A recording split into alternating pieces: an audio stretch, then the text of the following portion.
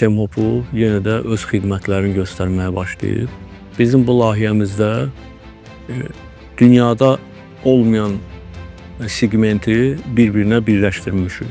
Yəni biolojik gölətlə biolojik çayı bir-birinə sintez etmişik və burada ən önəmli məqamlardan biri odur ki, biz yeraltı su qaynaqlarından istifadə edirik, onları təmizləyirik, müəyyən filtrasiyon sistemlərindən keçiririk, yenidən suyu bağça sulamaya veririk. Yəni buradakı proses Azərbaycanın bir çox nöqtələrində də icra elədiyimiz kimi, burada fərqli olaraq bildiyimiz kimi su bizim üçün çox önəmli olduğuna görə suya qənaət yolunu biz yeraltı suxurlarda olan, fərqi yoxdur, duzlu su, kükürdlü su, istənilən su mənbəyini biz təmiz suya çöndərib, biolojik gölətlərdən günəşin UV-sini alaraqdan suvarmada istifadə etməyə prosesi davam elətdiririk.